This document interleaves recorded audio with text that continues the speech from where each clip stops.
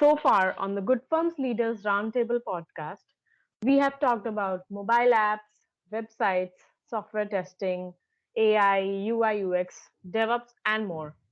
But the topic that we are about to discuss in today's episode is very different, and you want to stay till the very end of it. So, before we dive into the topic, I'd like to introduce our guest for this episode. He has a varied career experience and is now the founder and CEO of Transcend Translation. It is an award winning, veteran owned company and a leading producer of language translation and localization for the world's top global organization, delivering superior service in 140 plus languages.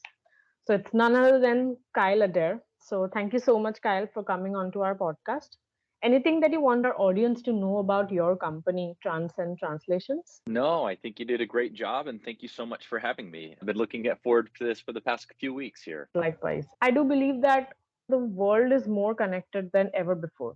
And this means for a business, a customer can be anywhere in the world. And they just can't let a simple language barrier come in the way of growing their business, right? So, Yeah. before we can dive into more about how you translate things for your clients, so I just wanted to know that what is the projected growth of this market as of now in 2023 and what factors are driving this growth? Yeah, I mean, the language translation industry is over $50 billion is the estimation, and the continued growth is massive because one thing which I think everybody has talked about and will continue to talk about with machine translation and artificial intelligence helping to increase translation and being able to break into new languages and break down language barriers, getting into new markets for businesses is going to be so pivotal and so key, and it can be done at a fraction of the cost.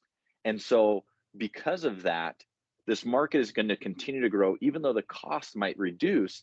It's going to allow every company, not just companies that have large budgets, but every company to be able to break into different languages and have their companies grow and excel throughout the world.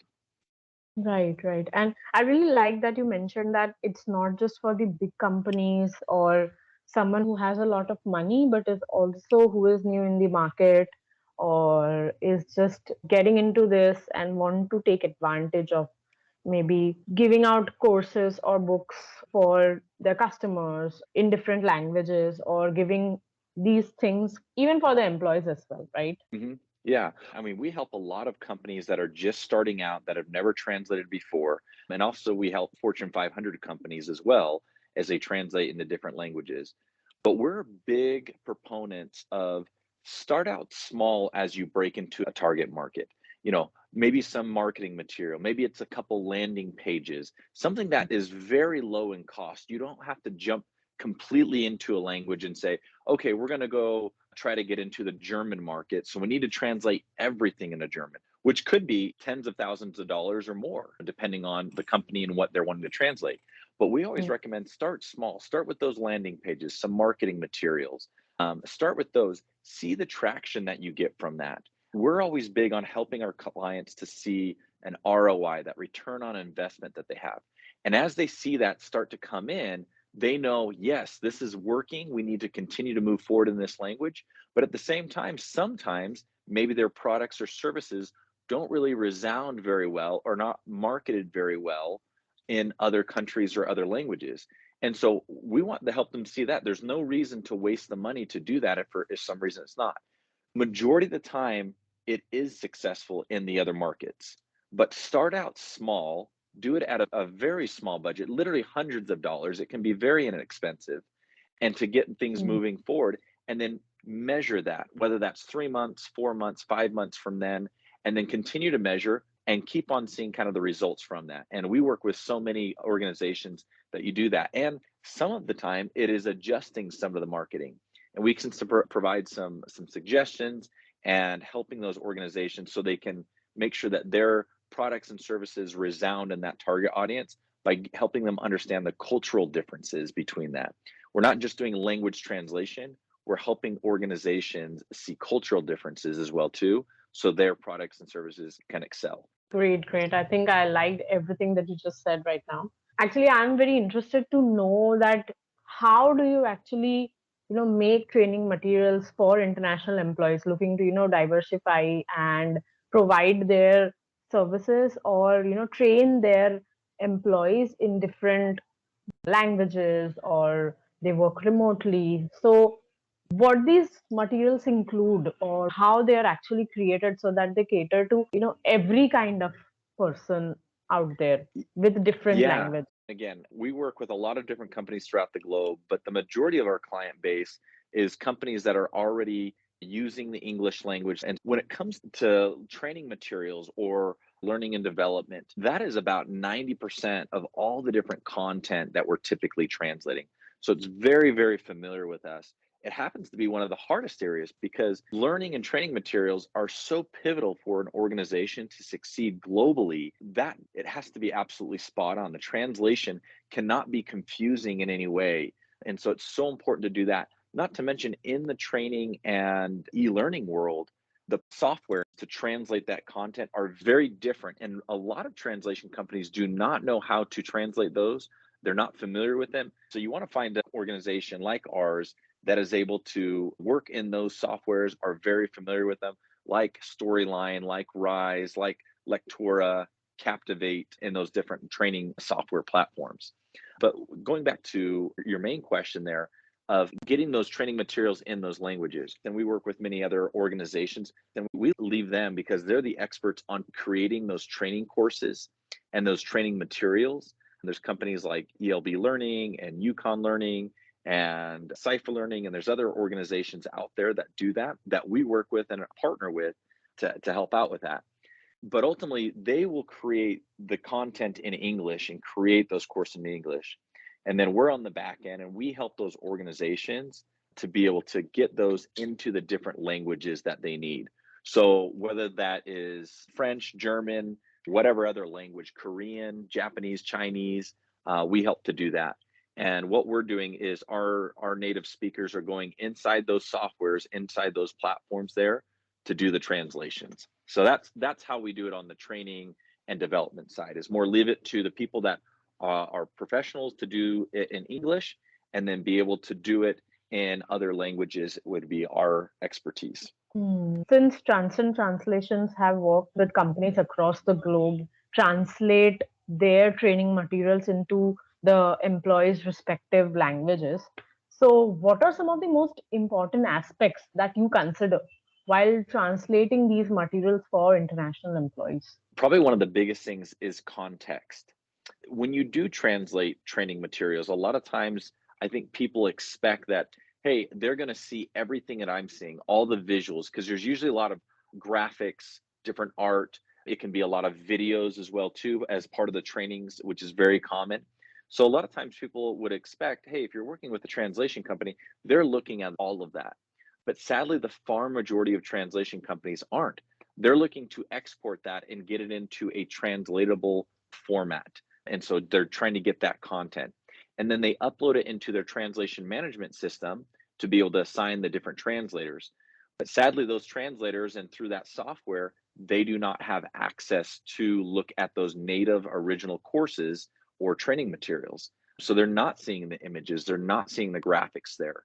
And that is so vital for a translator to see that, contextually understand that, and be able to provide the proper translation. It can be very, very hard for a translator, if they're not seeing that, to be able to guess and hopefully get it right. And so what we do, which is pretty unique, is we provide them access to that so they can see the training courses. We help build glossaries for those particular trainings. And then we also help produce what we call a translation style guide. Basically, that provides guidance from our clients of specifically who's their target audience, where are they located. For a good example, just to start out, Spanish. A lot of people say, hey, I need this translated into Spanish. And we go, hey, no problem, we can help out with that. Well, where's your target located for Spanish? Is it for Mexican Spanish in Mexico? Is it for European Spanish? Is it for Argentine Spanish? What part of the world? Where are they located? And then on top of that, who is the target audience? Is it a younger generation? Is it, under 30 years old or 20 to 30 years old? Or is it an older demographic that we're looking at, 50 to 70 years old? The way and the Mm. tone that you translate that has to be thought about.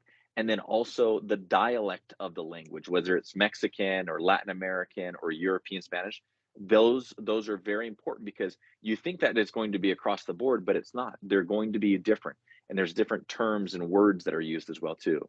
So we help kind of prep the client, we help guide them, and we basically provide our templates that make it very seamless and easy, that they don't have to invest too much time or effort. We will do that. We will create these, but we just want them to check and verify. And if they have SME or subject matter experts for those different languages, to have them, buy in or to bless off on what we understand their expectations are for the languages, for the word terms and things like that. Hmm.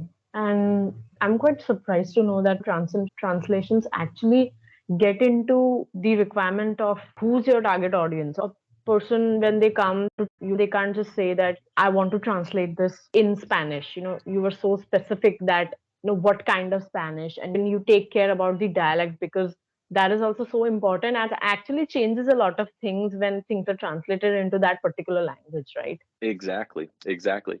I mean, a couple other questions that we go over in the translation style guide is, what is the comprehension level? What is the reading level? Is a sixth grade reading level? Is it a high school reading level? Or is it training materials for doctors that it needs to be a PhD or a postgraduate education? And so that's very important. And then we also want to understand too, we live in a day and age where, depending on the organization or the company, they might want more of a formal tone or an informal tone. A good example, there's a company called Burton Snowboards. They manufacture snowboards. They very much have an informal tone. They're saying, "Hey, dude, we're slashing up the slopes out here. We're rocking and Mhm. rolling. We're making it high." And so they're using a lot Yeah. of slang and a lot of terms, but it's very Mhm. informal. And so by understanding that and clearly defining that before we get started on translation, and making sure that the client is agreeing, because we're going to look at the content, we're going to go, "Hey, we think this is a little bit more, for this example, informal. We just want to make sure that's correct." But they might say, "Oh, actually, we want a little bit more formal." And maybe in the English language, it doesn't matter as much as formal or informal. But in other languages, it can be a drastic difference in every single sentence that's going on there, of formal and informal. So there's other questions that we go through in this translation style guide to make sure everybody's on the same page, having proper expectations. So when we produce the translation, it's not, "Oh, we need to go back and make more edits," or, "Oh, we missed this." There's nothing like that. It comes back, and majority of the time they go, "Hey, this is perfect," or, "Hey, there's just a couple words that we want to tweak here," which can be very common, that are just preferences. But overall, that translation style guide is so key, which helps us have a lot of success. Right. And I think that is one of the major reasons why even Transcend Translation is able to deliver context that is engaging or effective for international employees, right? Because these are the tools that you use to streamline the entire translation process that you go through. Yeah, yeah. One other point that I want to touch on or bring up, which is really important, because a lot of people, they'll think, "Okay, I just need to start out with, my marketing material and things like that, or to start translation." And training seems a long way down the road. They're going, "Why am I going to translate training?" We hired these people, or I interviewed these people in English, and their English is good enough. That's what they'll probably say. Like, "Oh, sometimes they're hard to understand, but the Mhm. English, that's what they understand. That's what all our materials are in our company. So they get it." I will say you'd be very shocked to understand that when English isn't somebody's native tongue or primary language or first language, they're actually understanding a lot less than you actually think. And there's two main Mm. reasons why you want to translate training materials. One, Mhm. it shows those individuals that speak that other language within your organization that you care about them and that you value them, because now you're literally speaking their language. And because of that Mm. value, there's a little bit more trust, and there's a little bit more of loyalty to that organization Mm. because they've made that extra effort to do that. So that's one reason. Another huge reason is they're going to actually be able to comprehend the material better. Especially think about it if it's training for your specific job. That training is so important because they need to understand that. And sometimes a lot of statistics show this as well too, is a lot of people think, oh, well, they're just not a great employee. They don't do a very good job, or they keep on making similar mistakes, or they're just not getting it. Well, yeah, sometimes they're not getting it because they didn't understand the English training materials that you provided them. But when they Mm, receive the training materials in their language, they understand it better and they can do their jobs better. Most people want mm, to do a really good job in their career.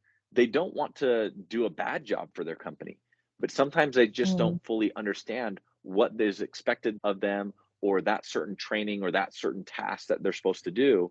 And so they don't do it the correct way. But the far majority of the time, it comes down to proper training in their language so they can fully understand it and work in it. right. Like at this point of time, my mind is so completely blown because you just stated that having training material for employees in the correct language is so important because it is somehow affecting the efficiency of your employees, and that is such a huge role in maximizing your ROI. Yeah, yeah. Like you said, maximizing your ROI, but also it is maximizing social value. And what I mean Mm, by that is the morale of those people. When they're not confused on exactly what to do, or they don't have to pretend like they know exactly what they're doing because they took a course in English and they go, I think I kind of get it, but they feel mm, very confident in right. their morale, their confidence is so much higher. And now they will be a bigger asset to your organization. Not to mention, they're going to be very positive towards the company as well too. Hey, they provided it in my language. I know how to do my job very clearly, and I really Mm, appreciate that. But if you just throw English at them thinking, hey, they should get this, they have to understand it, it's their job to understand it, you're going to see that maybe the morale or their spirits aren't going to be as high. And no one ever wants to feel unconfident in their job and their task of what they're doing. right. Exactly. And I really like how this podcast is being headed because what you mentioned here is so important. So, moving forward, I just wanted to know that what are some key challenges that translation service providers like your company, Transcend Translation, may encounter in 2023 and beyond? Like, what is that risk associated with automated translation system, and how can small or medium-sized businesses strike a balance between automation and human expertise for optimal results? Yeah, yeah. I want to clarify the difference between there's machine translation, which people have probably heard of Google Translate or Microsoft Translator or AWS Translation. Those are what we call machine translation engines. There's the other thing which is new, which everybody's hearing about and everybody's learning about, AI, artificial intelligence. Okay. Mm, The way that those two different systems go about translating is drastically different. Okay. But let me just touch on the first thing is because everybody's wowed by AI. AI is doing some incredible things. So, in the language translations industry, we've been dealing with AI for a very, very long time because they started mm, trying to model that very early on. But ultimately, the more recent studies that have come out is machine translation, such as Google Translator or Microsoft Translator, those are doing drastically better when it comes to translation quality compared to mm, AI, OpenAI or any AI system that you're using, ChatGPT, whatever it is. Just to give you an idea, Google Translate is usually producing about 93% accuracy in translation compared mhm, to ChatGPT or other AI engines are right around 83% accuracy. Okay. That percentage right there can throw people off. If you just think about in your mind, if you have mm, 100 words, if you have 93 words translated correctly and 7 incorrectly, obviously you want 100%, but 7, you're going to mm, get a better idea and go, okay, there are 7 odd words or something was just odd or off with that. And it's a little bit harder to understand compared to AI, where you're having 17 words that are incorrect in that aspect. It makes it very, very confusing and a lot harder to understand. So, as we definitely. look to go forward, we're going to see improvements in the AI translation. But if people Mm, are looking at and trying to debate, like, hey, should we look at this? Really, I mean, the real question is, do we stick to human translation, which the quality is going to be drastically better, which you should be expecting 100% translation accuracy with that? Or do you want to mhm, go to machine translation or AI translation? For most of our clients, we try to let them know if you're going to look down that route, machine translation is going to be better because you're going to get better quality. But at the same time, there still needs to be a human element involved, in our opinion, at this point. Just producing Mm. machine translation, you don't want to trust that you're going to get more errors and more issues than you actually think. So, a viable option, if you don't want to go with professional human translation because maybe the cost is too high or ultimately the timelines, you need faster turnaround time. Another option is machine translation with a post edit review by a professional translator. They can clean up the machine translation better. The quality isn't going to be quite as good as professional human translation, but it is a Mhm. viable option to get to certain budgets, lower budgets if needed, or to have faster turnaround time for the translations that you're looking there. So as we look at the future, those will become more and more viable options. And ultimately, there are some great case studies as well too, and some great use cases for just plain machine translation, not even involving a human. And it just really depends on the type of content that you're translating and what you're looking to do overall. But those are some of the, I say challenges, but some of those are some of the great things that will help reduce down cost and improve the speed of translation and open up more doors. And that's what we're all about, is crossing those language barriers, those cultural bridges. That's what we're all about. And we very much look forward to it and embrace this technology that's coming out and how we can use that and help our clients succeed. I think that's some great guidance on how to actually create a balance between the AI tools or the machine translation and the human expertise, right? Mhm. So you've worked with so many clients over the years, and there might have been instances where the customer was not fulfilled with the translation services that they got priorly, and now they are looking into Transcend Translation to help them, you know, deal with this, giving more better courses or translated material for their employees. So, Mhm. according to you, what considerations should be taken into account when a business or someone is choosing translation vendors or agencies for training material? What should they take into account before hiring someone? Yeah, I think the biggest thing is trust. They don't speak that language fluently all the way, or at least the person requesting that you translate this material. So that trust is key, and making sure that you feel comfortable with what that translation company is telling you. A big differentiator that we see, there's kind of two sides. One, we like to give our clients options, the option particularly of machine translation with a translator doing some post editing, because maybe that client is trying to get down to a certain budget or timeline, or maybe Mhm. human translation. So we like to educate a little bit of our clients as much as they want to be educated. Sometimes people don't want it that. They just want to say, hey, can you just translate it? It's got to be good. Just go, and that's completely fine. We Mhm. understand that.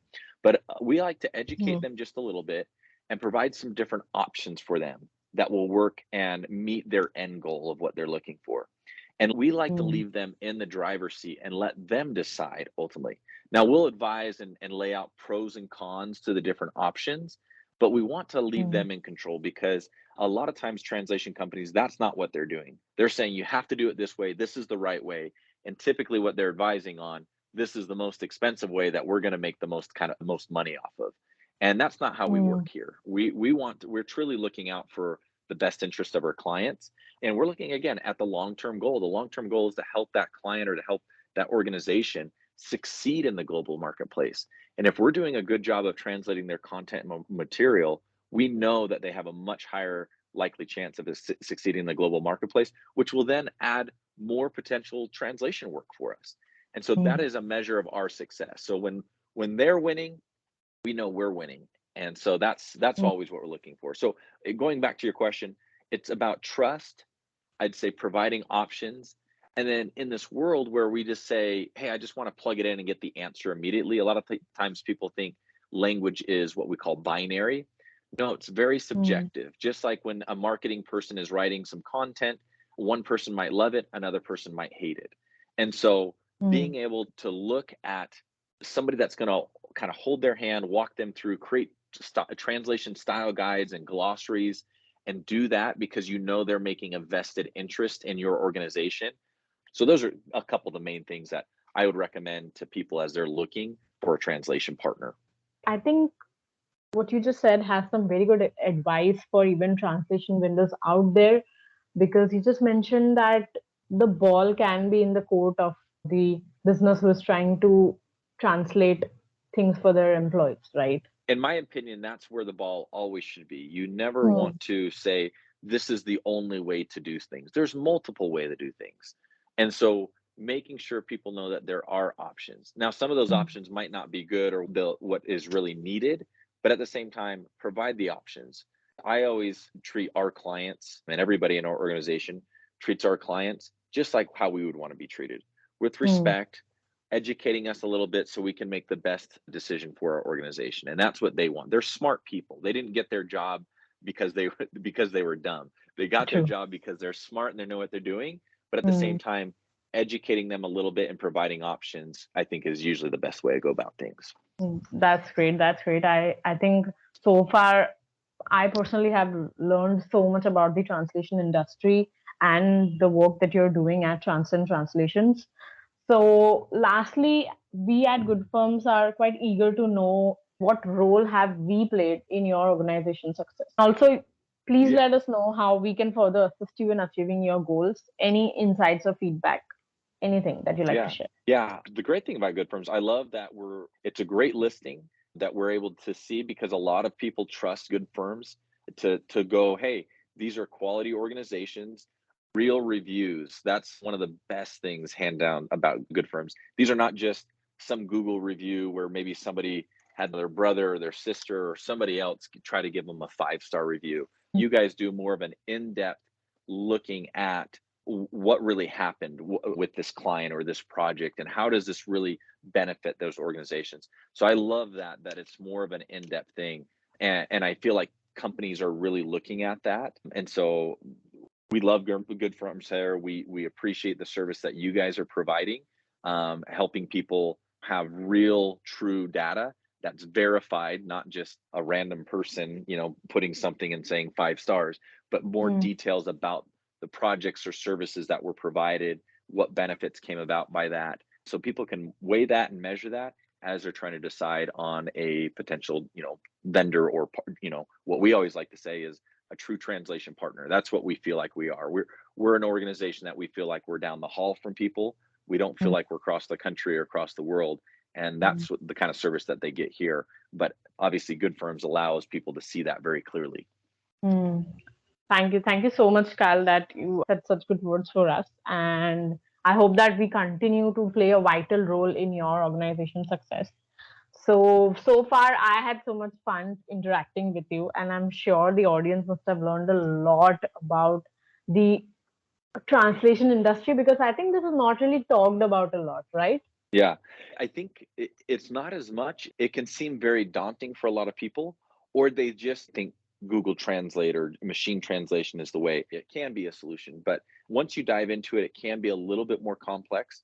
But we want to make it easy for people. And so, yes, hopefully they've learned a little bit, and we look forward into engaging them. If they have more questions, please reach out to us. We'd love to get to know them, understand their specific situations, and be able to work with them and provide some different options that work well for them. Definitely. And in the podcast description, we'll be tagging your company, Transcend Translation, and your LinkedIn profile as well. So if people have any queries regarding the translation thing, or they want to reach out to Transcend Translation for translating things for their employees, I think they can truly do that. And thank you so much, Kyle, for giving us your time. And this podcast will be available across platforms like Spotify, Google Podcast, Amazon Music, so people can really plug it, listen on the go. So thank you so much, Kyle.